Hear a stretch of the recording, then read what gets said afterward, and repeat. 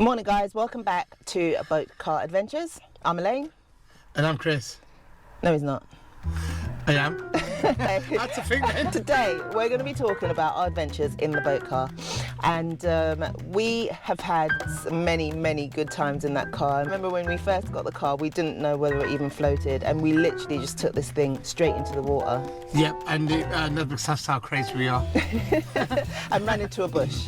Yeah, I mean, our life has always been full of content, and we're never satisfied until we get content. And I'm talking for ourselves. Yeah. We used to drive around and visit places, and we're the kind of people who will say, let's go to Scotland, and we'll literally just get in the car tonight and yeah, drive. Be gone. We've done it so many times. Yeah, we should have a camper van really, shouldn't we? This should be van life. Yeah, van camper adventure life. Or van boat adventure life. Van camper boat adventure life. Yeah. Van? Yeah. No. Van car boat adventure life. Van car. I'm German. Van car boat. Nine. Yeah. Yeah. So we are one of those drop of the penny guys that would just like be gone. Yeah. But yeah. So we started off with this car. Literally went into the water and it went into a bush because of Chris. No, it wasn't. It was. Well, I wasn't sure how to operate properly. We'd never driven a boat car before. Didn't have a clue. But we've driven a boat and a car, but not together. Yeah. Anyway, we drifted into a bush, and yeah. All Chris's fault. It was. It was all Chris's fault. What can I say about drifting into a bush? Anyway, we went in the bush, and then I worked out to start it, and we got going. But we was in a situation where, you know, when you go into a brick wall in a car, you put on the brakes and it stops. You forget that the wheels in a boat car don't turn when it's in the water. So pressing the brake does not change anything, just makes you go, ah! Literally. And we hit the bushes and yeah, it was like, that was that moment when, yeah, I haven't got a clue. So anyway, we worked it all out, we got it going, and we was on our way to Poole that day. Yeah. So we was leaving the River Stour? I'm sure it's Frome, you know. I still have not looked that up, but I'm pretty sure it's from Frome to Poole Harbor. These are the kind of adventures we are. We literally go places we don't know where we're going or where we started from. Anyway, it's it was Wareham anyway. It was from the river in Wareham. Where's Wareham? I'm wearing them. Oh, anyway, we left Hammer, had the brake failure incident in the water, which weren't meant to happen, and then we carried on down towards Poole. Yeah. And it was quite a good journey. I mean, yeah, about 2 hours long. Yeah, about 2 hours. I think we took about 8-9 miles. I can't remember. Yeah, something that would probably take about half an hour in a normal boat took us about 2 hours. Because no, it still take a while in a normal boat. Yeah, because of the speed limit. Oh yeah, of course.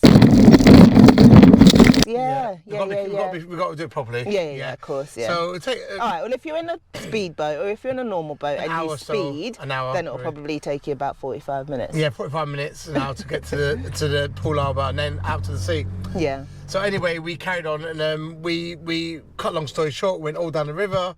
We got shouted at by a few. Was it the yacht club? Yeah. What was it saying? I can't remember. Oh yeah, I forgot. You're mad doing that, I think. Yeah, you're mad. He goes, where are you off to? And I think we said Poole Harbor or down to the sea. Yeah. He goes, really? In that? Said, yeah, in that, yeah. He goes, oh, you're not mad doing that. Pardon? Poole, where's Poole Harbor?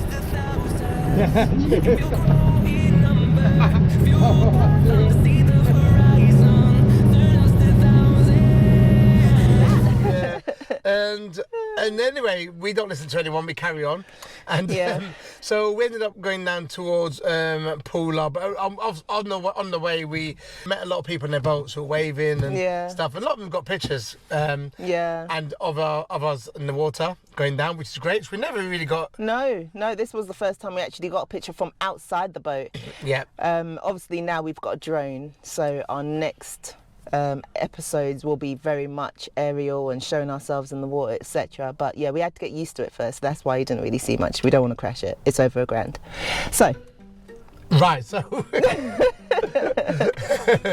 Anyway, we carried on to Poole Harbor, and this is where all the excitement started, and the usual stuff. Poole Harbor was absolutely gorgeous. So, bearing in mind we were going down this river and it was all brown and all mushy, like, you know, I don't get it. Why is it British rivers are so brown and dank and ill compared to European ones? Even on a nice summer's day, it's just dark and brown, horrible. Or even the Caribbean ones, or even the ones in Asia, they're just nice and blue. Yeah, like, I know. Our ones are brown. Lots of wildlife you actually see within the water. Anyway, we got down this river and we ended up getting to Poole Harbor, and it was just the most bluest blue that we'd seen, isn't it? It was amazing.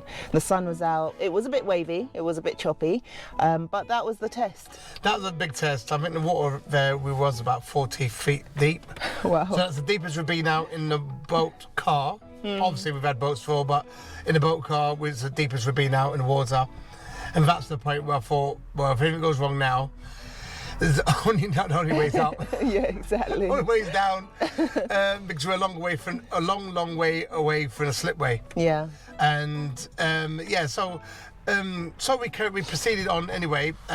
Once we established that the car felt quite safe with all the choppy sea and stuff, in this deep blue water, you know, and so we carried on, and we saw a big pilot boat, wasn't it? Yeah. A Harbor boat, a really big black one. Yeah. And I saw him taking the pictures and stuff, so I was like, oh, Harbor. I thought maybe they'll say something or not.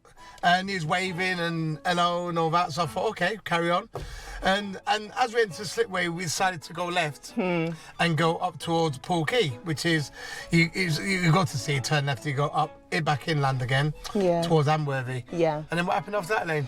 Well, the harbour master, or the harbour master's attendant, I think he is. I really don't know. Assistant, I don't know. Called us over. He's like, "Oi, come over." He started blowing some horn or something. He goes, "Oi, come over." And from the look of his face, you could see it wasn't going to be anything nice. So we kind of headed over there slowly, and we were talking to ourselves like, "Oh gosh, what does he want? What's he going to say?" Anyway, whilst we were heading over there, another boat went past us, like giving us some waves. I think they were trying to see how the boat car would kind of fare in the water. So went over to him, and he's like, "You can't be in there with that." So we were like, "Okay, so." Listen to the sound. Okay. Sorry to upset your enjoyment, but you're not allowed in the harbour in one of them. No? What's that? Because it's against the rules. All right. What rules is that? It's all to do with not being, it's not safe. But yeah, they're not supposed to be in the harbour. Right, okay.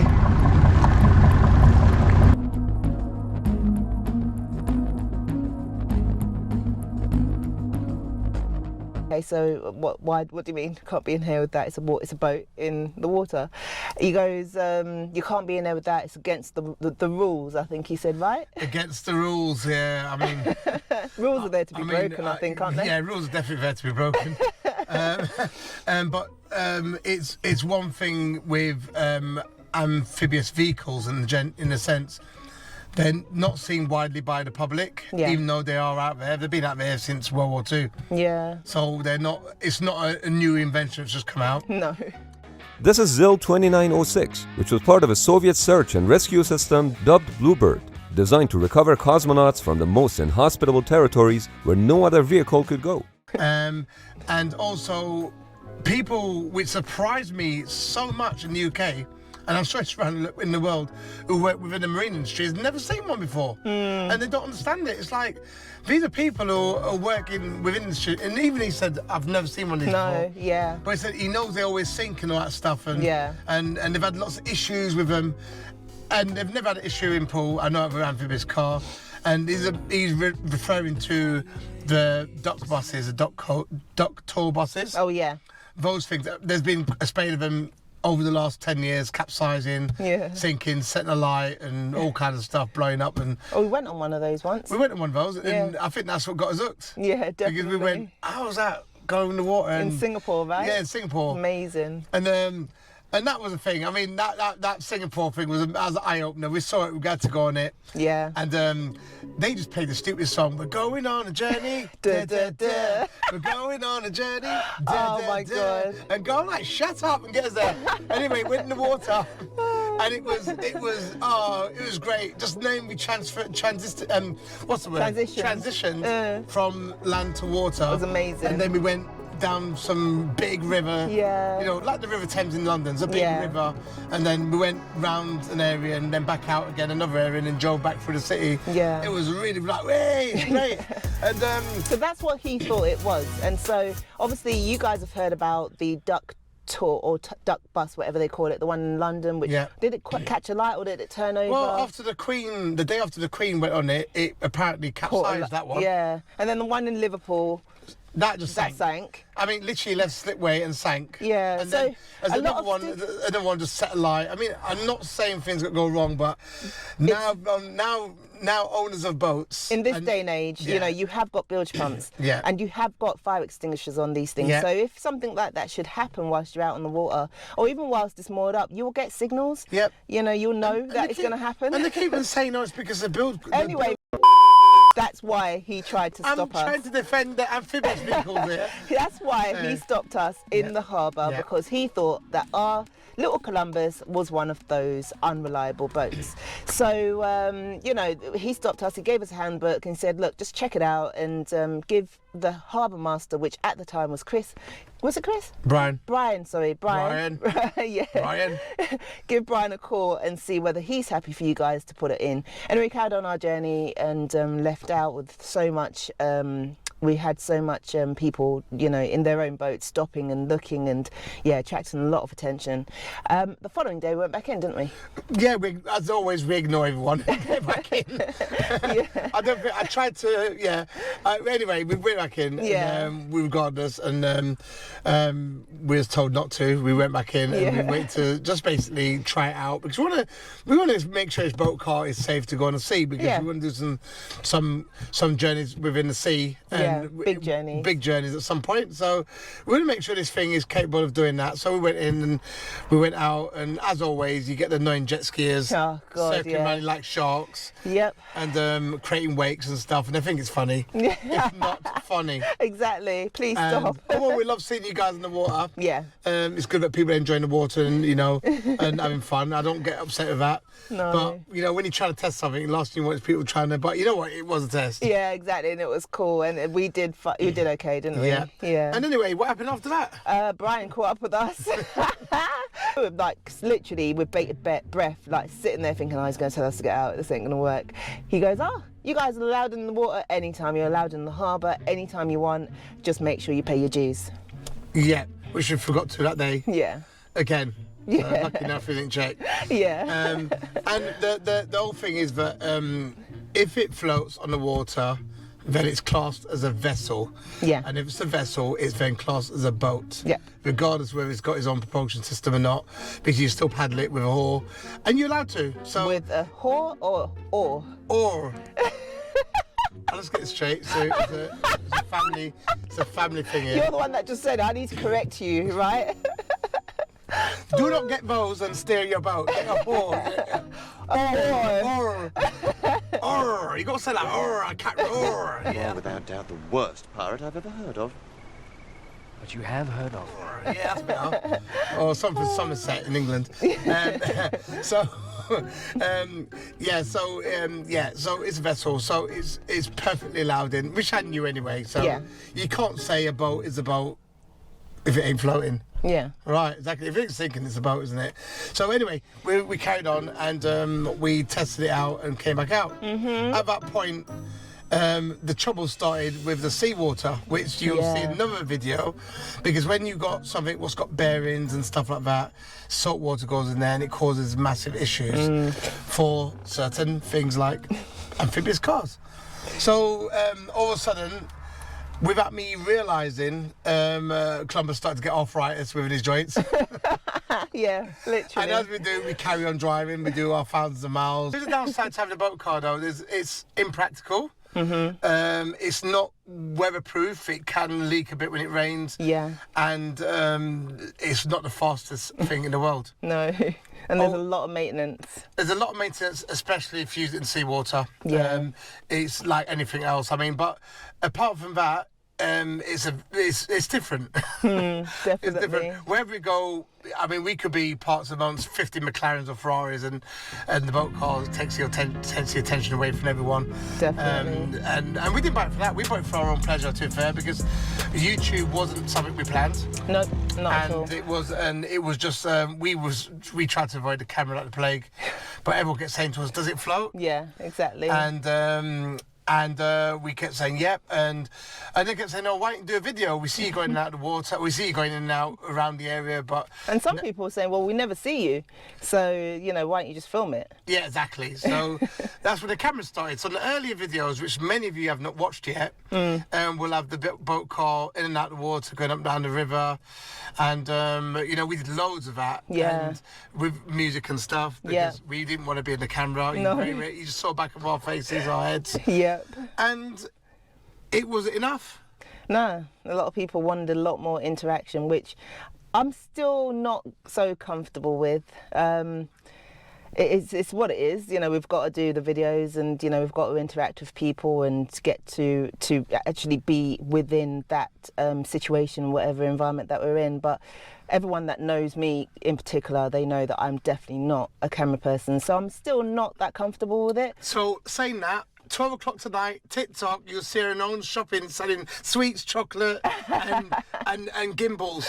So Your first 1,000 followers on TikTok means a lot. You can go live and sell your products. You can have a link in your bio and sell your product. And you get a little bit more credibility. I can show you how when you subscribe.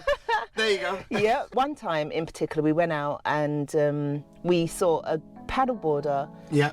Like panicking in the water. He had lost his paddles, he's lost his dry board. bag, I think it was. Yeah, his dry bag, everything, and he was in the water panicking, and we went in just like you know. We went like pros. I mean, we went in blue lights flashing. I mean, well, you go in the river, you see a paddle floating down. Yeah. You see someone's, was it? He lost his trainers. Yeah, or his something. trainer. Yeah. You see a dry bag floating down. You think there's either a dead body following it. Yeah.